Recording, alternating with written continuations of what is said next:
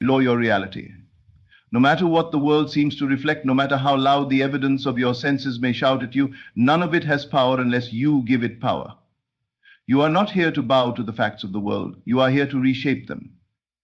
Everything you see now is simply the shadow cast by your former beliefs. It is not truth, it is not final, it is a reflection, and like all reflections, it can change when the source changes. The source is your imagination.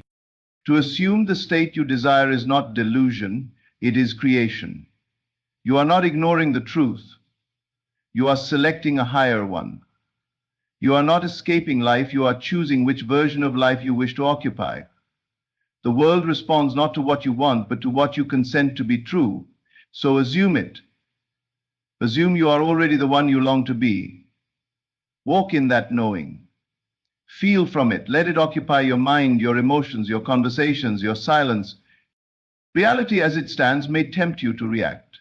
It may lure you to return to the familiar pattern of accepting what is seen, what is heard, what is declared by the world around you. But your power lies in refusal, not a denial of existence, but a denial of its authority over your imagination. You must practice the sacred art of inner blindness, to close the outer eyes and open the inner ones, to see not with reason but with faith, to feel the unseen as real and dismiss the seen as transient. If you continue to return to the senses for validation, you will live as a servant to their report. But if you persist in your assumption, regardless of appearances, the world must bend. It must take the shape of your inner conviction. It has no choice. The outer is clay, the inner is the mold. Most reverse this and live trapped. But you have been given the gift of choice. The moment you assume a new state, something begins to stir. The law is at work. What you assume, you become. The mind that assumes is the mind that creates. So assume health while sick. Assume wealth while poor. Assume love while lonely. Not because the outer world gives permission, but because you give yourself permission. The outer follows. It does not lead. Remain faithful to your assumption. Marry it. Let it live in you so completely that the old you no longer exists. The longer you dwell in it, the more natural it becomes. What once felt like fantasy begins to feel like memory. And when that moment arrives, when the assumption feels normal, the world must mirror it. It will come gently or with force, but it will come. Do not seek signs. Do not look for proof. Do not ask when or how. Those are the questions of doubt. Assume and it is done. Assume and feel as though it already is. Enter the state and abide there. The old world may scream, it may fight for attention, but remain unmoved. That is your test. To feel rich while your pockets are empty, to feel whole while your body is aching, to feel loved while you are alone, and to hold that feeling as your truth. Creation is finished. You are not creating the new state. You are selecting it. It exists now, just as every station exists on a frequency. Tune the dial of your mind, and the new reality emerges. Not because it was built in that moment, but because it was revealed. You are a spiritual tuner, not a physical builder. Your assumptions are the dial. So ignore what is, not because you're naive, but because you're wise. The present facts are nothing more than past assumptions crystallized. They are echoes, not commands.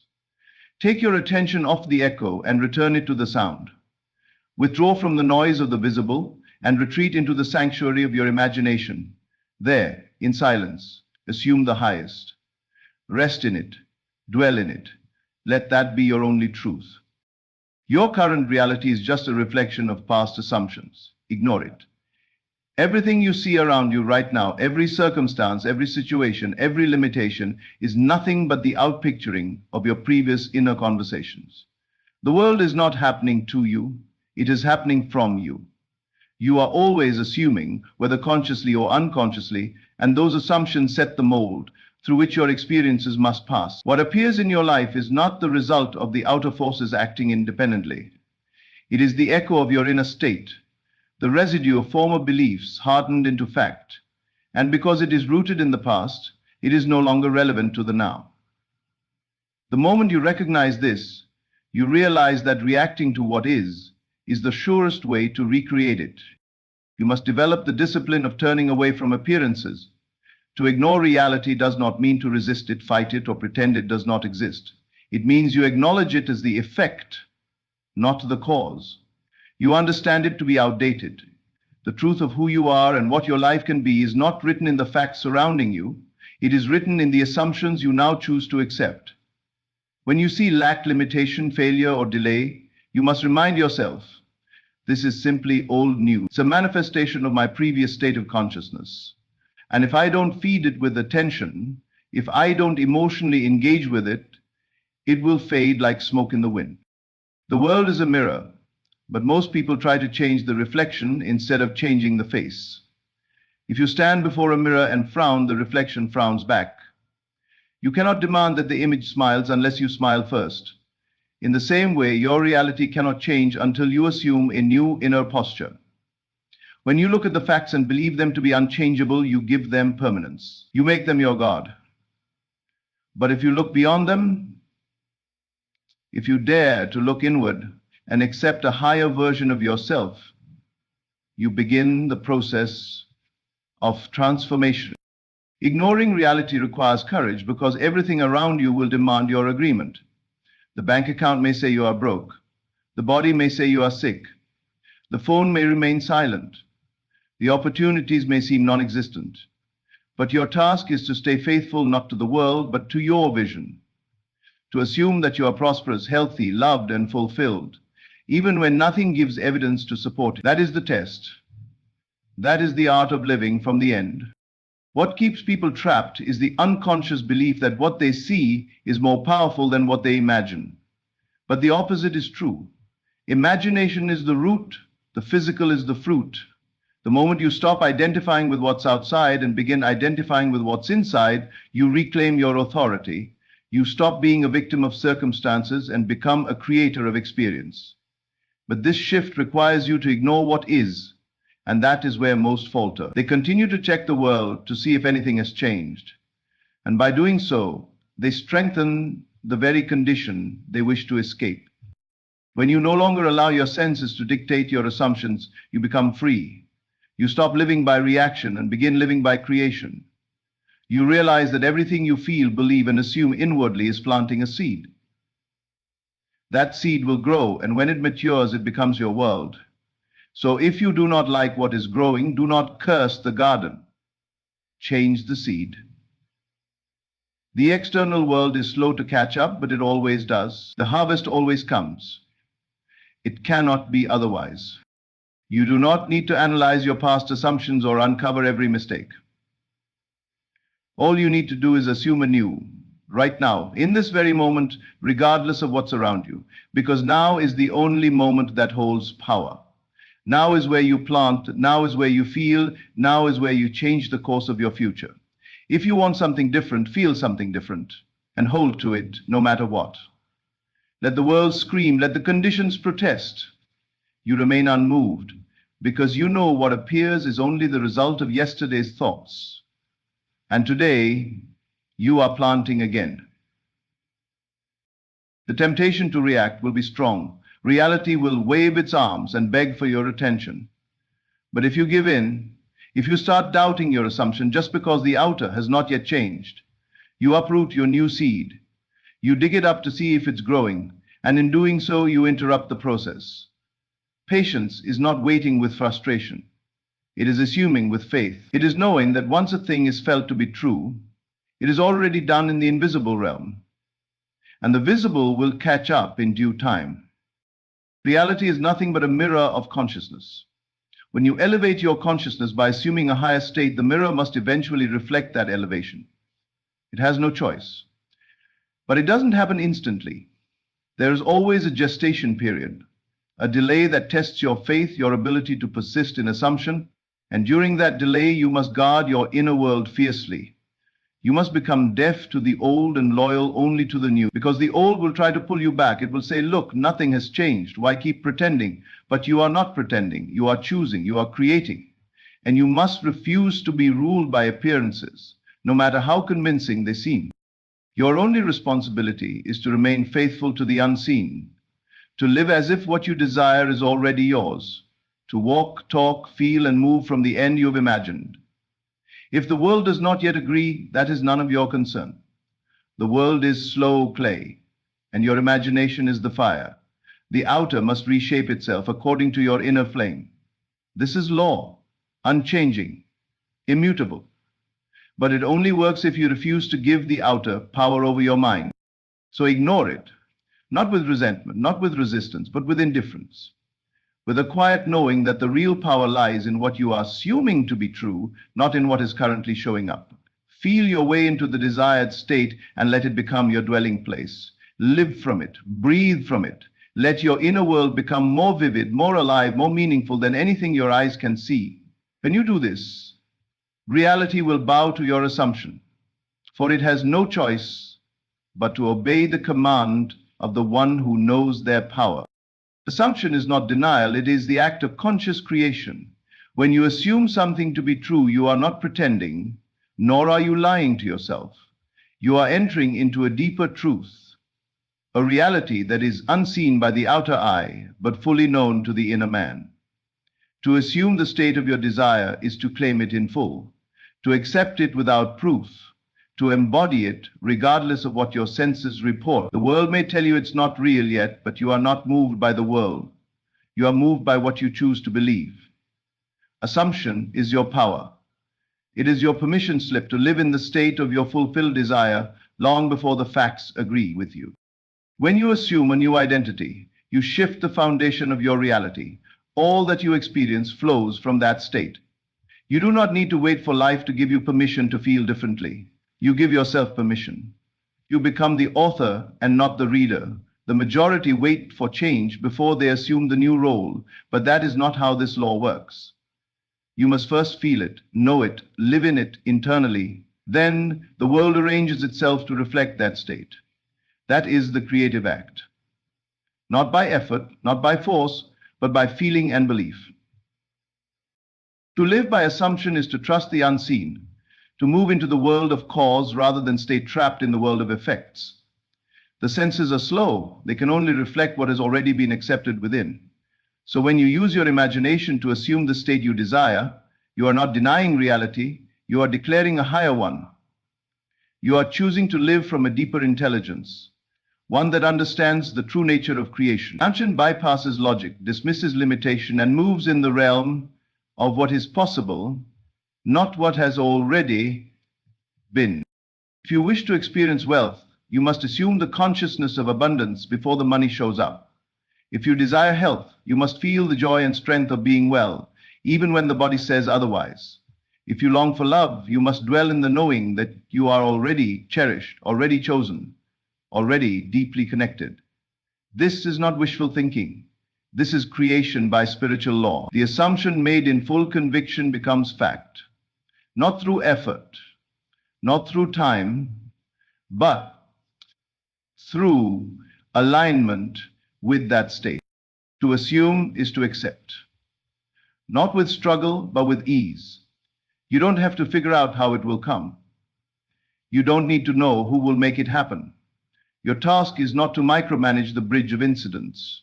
Your only job is to wear the new state like a second skin, to feel it, dwell in it, and allow it to saturate your thoughts, words, and reactions. This inward shift moves energy. It organizes the invisible forces of life to support your conviction. People, events, and circumstances will appear to play their roles, but they are merely props responding to the main actor, you. Many misunderstand assumption. They think it is some mental trick, a fragile fantasy to be whispered in the dark. But true assumption is firm, bold, and complete. It does not ask for evidence. It gives evidence to the unseen. It doesn't request permission from the world. It claims dominion over it. The moment you assume something fully, without contradiction, the outer world must conform, not because of superstition, but because you have aligned yourself with the truth of your desire. You are always assuming something. Every emotion, every thought, every reaction is built on an assumption about who you are and what is possible. If you feel inferior, it is because you've assumed you are less than. If you feel fear, you've assumed there is something to be afraid of. If you feel stuck, you've assumed there is no way forward. And life, being the mirror it is, reflects those assumptions back to you as experience. So to change your world, you do not need to beg, strive, or seek approval. You need only to choose a new assumption and believe in it more than the old one. Assumption is an act of inner alignment. It is you saying, this is who I am now, regardless of the past, regardless of the facts. And when you persist in that identity, everything around you begins to reorganize. The people you meet, the opportunities you encounter, even the thoughts that cross your mind, all begin to reflect your new self-concept. The world cannot help but mirror your inner stance. That is its law, that is its nature. The difference between wishing and assuming is certainty. Wishing keeps your desire in the future. Assuming brings it into the now. Wishing says, I hope it happens. Assuming says it already has. That shift in awareness is everything. The wishful thinker waits. The one who assumes lives it now. The one who assumes walks in the knowing that what is felt as real in imagination must objectify in the world. Not maybe, not hopefully, it must. This inner certainty creates movement in the unseen realm. It activates pathways you could not predict, orchestrates meetings you could never plan, and unfolds outcomes that surpass logic. But all of it begins in assumption, not as a passing thought, but as a dwelling state. When you assume something long enough, it becomes natural. When it becomes natural, it becomes inevitable. The world, slow and obedient, begins to shape itself to your conviction. The beauty of assumption is that it places all the power back in your hands. You do not need to change people. You do not need to wait for perfect timing. You do not need to fix the outer world. All you must do is select your desire, accept it as your reality, and feel from it until it becomes your atmosphere, until it colors every word, every movement, every dream. This is how miracles unfold. Quietly, inwardly, then all at once. You are not being dishonest when you assume something that hasn't yet materialized. You are being loyal to your higher self. You are trusting that what you feel and accept within must be outpictured in time. You are honoring the divine gift of imagination, which was given to you not to escape reality, but to create it. Every great life begins in the unseen. Every change begins with a new assumption. Every transformation starts with someone daring to believe differently. You are not required to explain your assumptions. You are not obligated to convince anyone. The world doesn't need to approve. It only needs to respond, and it will, when you persist without doubt. When you feel from your new state and let it be more real than the facts that surround you, you become magnetic to its manifestation. The world is not blind. It is responsive, and it always gives form to what you accept as true. So assume freely, assume boldly, assume lovingly, not with anxiety, but with peace. You don't need to try harder. You only need to live as though it is already done. The world will catch up, for it always does. Persistence in assumption overrides the evidence of the senses. The outer world is slow and sluggish compared to the speed of your imagination. Your senses are wired to reflect what already is, not what is becoming. If you rely on what you see, hear, and feel to determine your beliefs, you will forever be stuck in a cycle of repetition. But when you persist in your assumption, holding it to be real, regardless of what your senses report, you begin to exercise the divine power within you. You begin to call into being that which is not yet visible, and in time what you assumed with feeling must manifest. It is easy to assume something once or twice and then give up when nothing appears to change. But that is not persistence. That is wishful thinking interrupted by doubt. To persist is to remain loyal to the unseen reality. It is to wake up each morning and walk in your desired state. It is to move through your day with the inner certainty that what you have assumed is already true. You do not look outside to confirm it. You hold it within until the outer world has no choice but to rearrange itself. Persistence is not force. It is not struggle. It is quiet, unwavering conviction. It is the steady refusal to be moved by appearances. You may be surrounded by every form of contradiction, but still you remain rooted in your chosen assumption. That is where the shift begins. Life doesn't change just because you had a moment of belief. It changes because you sustained it, because you stayed faithful when everything told you not to be. There will be moments when the world seems to mock your assumption. It may appear as if things are getting worse, not better. This is the test. The old story is being pushed out, and sometimes it resists. But if you waver now, if you fall back into fear or start searching the world for proof, you undo the work you've done. You must persist until your assumption becomes your dwelling place, your new natural. The state you assumed must become so familiar that the old state feels like a dream. Persistence is not about time, it is about intensity and consistency of feeling. Some people persist for days, others for years. But time is not the factor that creates. It is the depth of conviction. A single moment of pure assumption can bring about miraculous change, but only if it is followed by unwavering faith. Most people assume for a short while and then return to their old identity.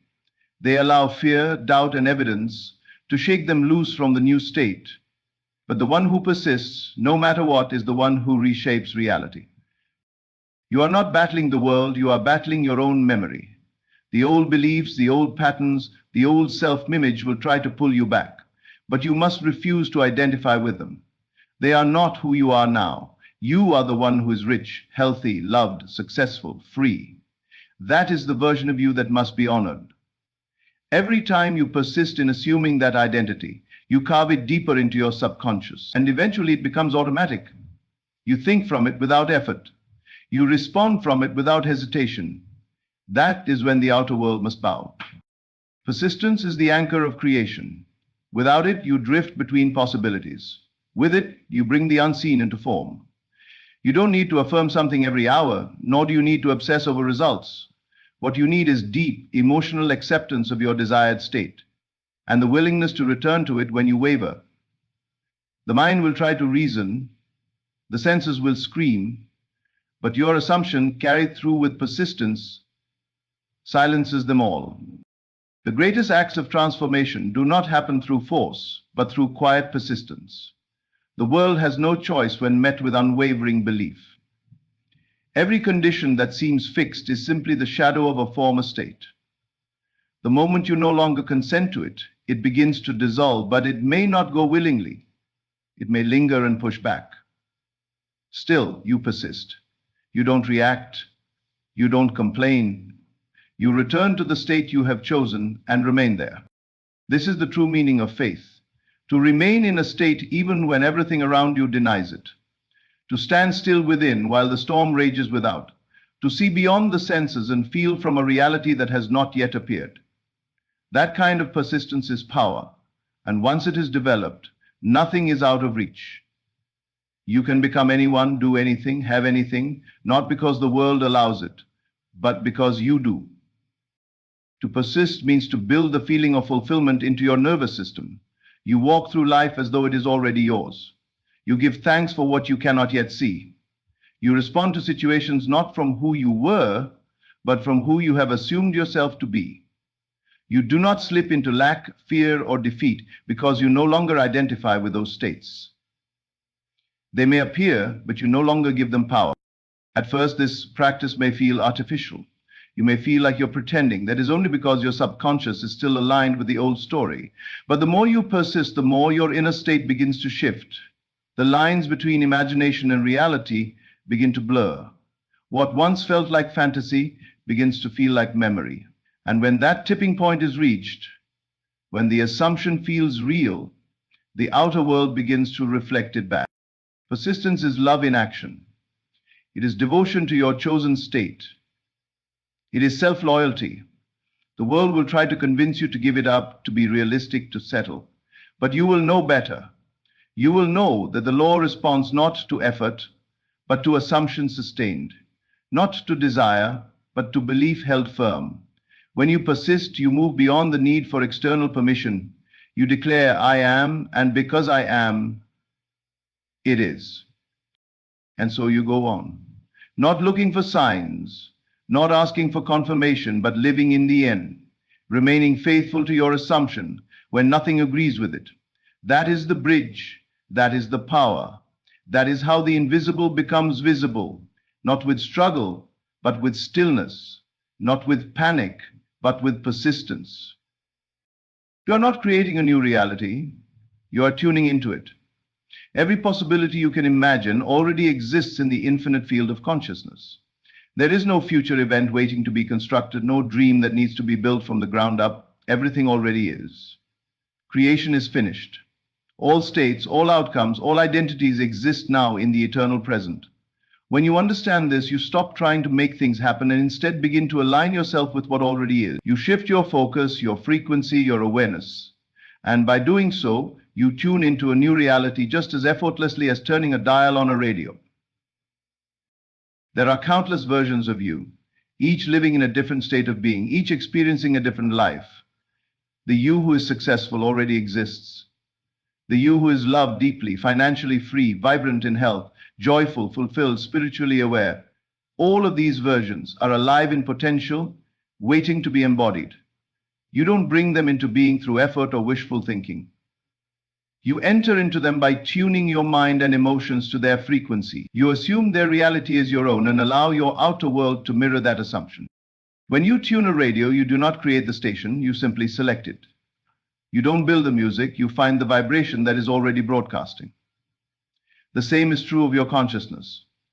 Your mind is the receiver, your imagination is the dial, and your assumption is the act of selection. When you feel yourself into a new state and persist in that feeling, you are tuning yourself to that version of reality. You are aligning with it. And because consciousness is the only cause, the outer world must respond accordingly. Not because you forced it, but because you found the frequency and became it. This is why you must ignore appearances. What you see is only the result of your current tuning. If you don't like the broadcast, you don't shout at the radio, you turn the dial. The world is not your master. It is your servant. It plays back to you whatever you are inwardly vibrating. So if you're tired of lack, don't fight it. Don't try to fix it. Simply shift into the state of abundance. Feel yourself prosperous now. If you feel unloved, don't plead for attention. Move into the state where you are cherished, valued, adored. Walk in that feeling, and the world will show you what you've claimed. This tuning is not mental repetition. It's not about saying the right words or thinking positive thoughts while still feeling the same lack inside. It's about embodying the new state with such clarity and feeling that it becomes your new home. You live from it, not toward it. You walk, speak, breathe, and respond from the place where it is already done. And because reality is a mirror, because the universe cannot reflect what you have not assumed, it must bring to you the world that matches your inner stance. You do not need to know how the shift will occur. You do not need to plan the steps or analyze the journey. Your role is not to manufacture the outcome, but to align with it. The how belongs to the unseen. Your assumption sets things in motion. The moment you occupy the state, unseen forces begin to move. People show up. Opportunities open. Doors unlock that were once invisible. You didn't create them. They were always there, waiting for you to match their frequency. You see your job is to remain in tune with the new state, to not return to the static of the old self. This is why feeling is so important.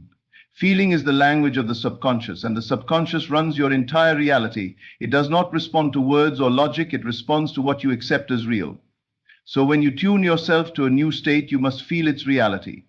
You must imagine not as a distant dream, but as something happening now. It must become natural to you. The more real it feels within, the more inevitable it becomes without. What you experience in your world will always match what you believe about yourself. Tuning is an act of inner faith. It means you are willing to believe in the unseen more than the seen. It means you understand that your true environment is not what's outside, but what's within. Your dominant state of consciousness is the only reality that matters, because it is from that state that everything else arises. If you feel wealthy, the outer must eventually reflect wealth. If you feel chosen, you will be chosen. If you feel free, your circumstances will make way for that freedom. Life is your echo. What you send out in consciousness, it sends back in form. This is not a philosophy, it is law, immutable, precise, impersonal. It works for all, regardless of circumstance. The one who tunes in, persists, and refuses to be shaken by appearances is the one who sees results. The one who shifts into their ideal and refuses to shift back, no matter what the senses report, is the one who changes their world.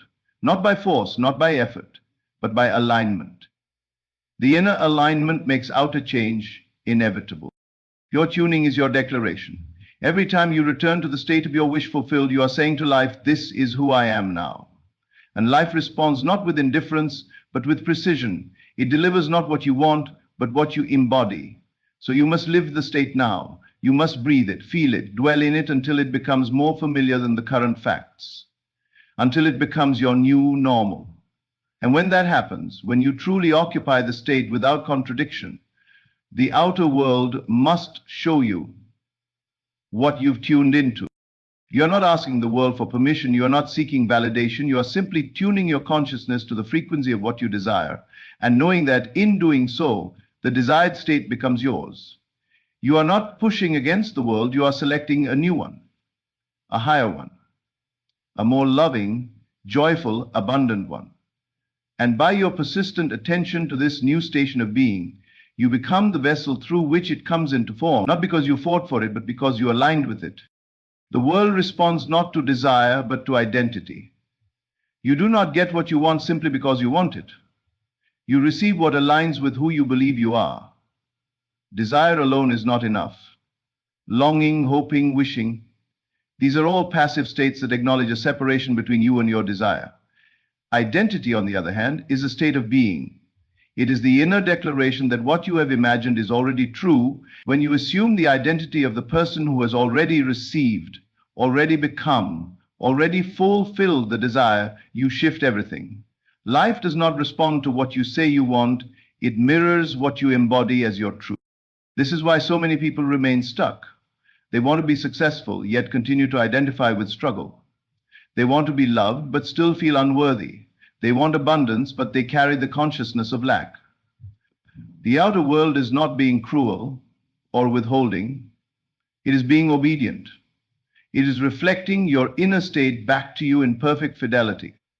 If you feel separate from your desire, life will keep that separation alive. But the moment you claim the state of already having it, already being it, the separation dissolves, and the outer must conform. Identity is the secret. You must become the one who already has. You must walk, speak, breathe, and feel from the place where the desire is no longer a question, but a reality. You must see yourself not as someone trying to attract the experience, but as the person who is living it. This shift is not intellectual. It is emotional. It is energetic. It happens in the way you talk to yourself, the way you carry yourself, the way you respond to life. It is a full embodiment of the desired state. You are not here to chase your dreams. You are here to awaken to the version of yourself who is already living them. That version exists now. There is no future moment where you will suddenly become deserving, ready, or complete. There is only now, and the choice to assume the identity of your fulfilled self. When you do this sincerely, without contradiction, you activate the law. You begin to live from the end, and the end moves toward you. To feel from the state of the wish fulfilled is to assume the identity that matches it. If you desire wealth, how would the wealthy version of you feel, think, speak, decide? If you desire love, how would the loved version of you carry yourself, move through the world, relate to others? That version of you is not far. It is a shift in perception, a new self-concept. It is the choice to discard the old self-image and step into a higher one. This is not arrogance. It is spiritual alignment. It is you declaring that you are no longer bound by the limitations of the past. You are no longer defined by what has been. You are defined by what you now choose to be. And the moment you step into that new identity, life begins to mirror it. It may not be instant. There may be a delay, but the outer must eventually reflect the inner state. It is law. When you make your identity sacred, everything changes. No longer do you beg for change or plead for better circumstances. You simply become the one who lives in the new reality. And by doing so, you stop contradicting your desire. You stop affirming the lack of it. You stop reacting from the old state. You move in silence, in confidence, in certainty. You become unavailable to the past and fully available to the future you've already claimed. This process is not mechanical. It cannot be faked. You cannot say affirmations from a place of fear and expect transformation. You must feel them as true. You must internalize the new state so completely that the old version of you no longer fits. You cannot go back to the old conversations, the old reactions, the old stories. They no longer belong to you. Your new identity calls for new thoughts, new emotions, new responses. You must choose the identity of the version of you who has already received what you desire and stay there. Not visit it occasionally, but dwell in it. Make it your home. Let it become more familiar than the old story. When the old thoughts arise, when fear or doubt returns, you remind yourself who you now are. You gently shift back into your true state. This is not repression, it is remembrance. You are remembering your power, your truth, your wholeness. Desire without identity is like trying to start a fire with wet wood. It may spark, but it won't catch. Identity is the fuel. It is the foundation that gives your desire form. When you identify with the state of your fulfilled desire, your thoughts begin to align, your body language changes, your decisions shift, and your entire reality begins to reorganize. Life does not argue with identity, it mirrors it. You don't need to be perfect. You don't need to control every thought. But you do need to be committed. Committed to the new version of yourself, loyal to it, protective of it. You must choose it again and again until it no longer feels like a choice, but simply who you are. This is the work. Not striving, not forcing, but surrendering to the version of you that already exists in fullness and letting the world catch up. So many remain in cycles of lack and disappointment, not because they lack talent or support or opportunity, but because they are still identifying with the version of themselves that doesn't have. And as long as that identity is dominant, the outer world must continue to reflect it. This is not punishment, it is precision. It is the perfect law in motion, always giving back what you send out through the vibration of your being. You are not here to chase reality. You are here to declare it, to own it from within and allow it to crystallize in the world of form. The more you live from the identity of your desired state, the faster the bridge of incidents unfolds. You begin to take actions naturally aligned with your new self. People respond to you differently. Events shift in your favor. Coincidences multiply. But all of it begins with identity. You are not separate from what you seek. You are it. You are not lacking your desire. You are lacking the alignment with the self that has it. And once you make that shift, once you claim the new state as your own, the desire no longer feels distant. It feels done. And when it feels done, it must become real. Because the world cannot help but follow the one who knows who they are.